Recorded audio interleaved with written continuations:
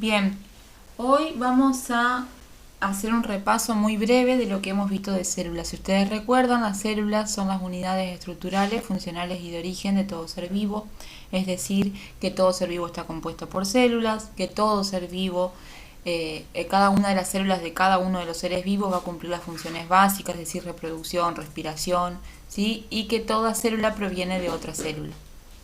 Había o existen dos tipos principales de células. Una son las células procariotas, son las más antiguas sobre la faz de la Tierra, son las primeras células que existieron.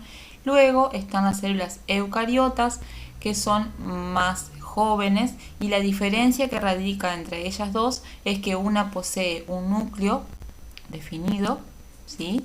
El material genético está dentro de este núcleo, y la otra, la procariota, posee el material genético que está circundando dentro del citoplasma. Dentro de las células eucariotas podemos encontrar dos grandes grupos. Una de ellas son las células animales y otra las células vegetales.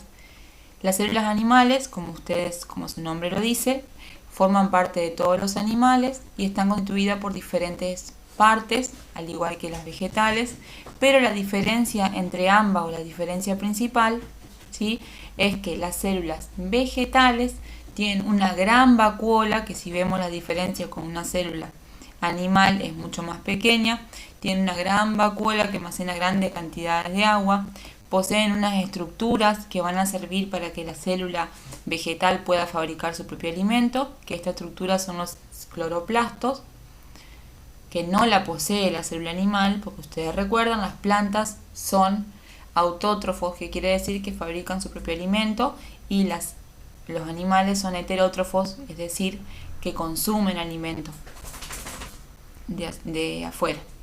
Después, otra de las estructuras que presenta es una pared celular que les va a permitir el sostén a la planta, ¿sí? ¿Qué quiere decir que permita el sostén a la planta?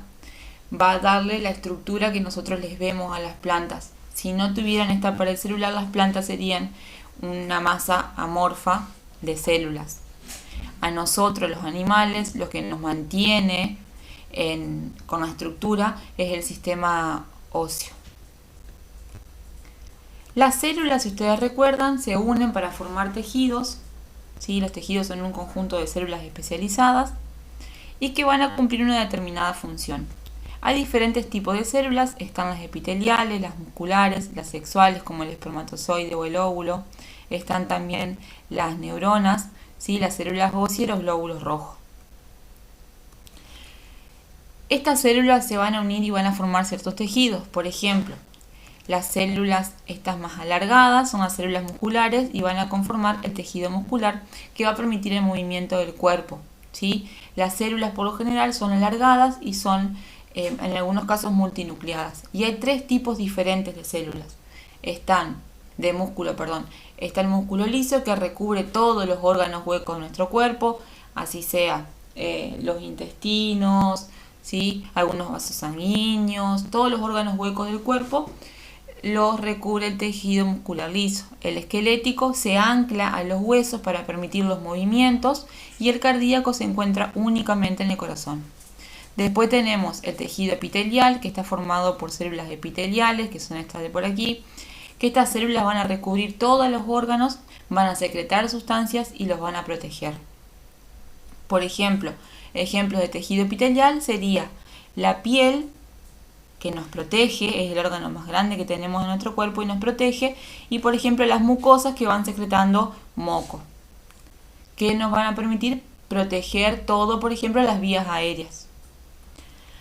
Después tenemos el tejido óseo, ¿sí? Que el tejido óseo forma los huesos del cuerpo. Estos van a brindar sostén y protección, como hablábamos hoy.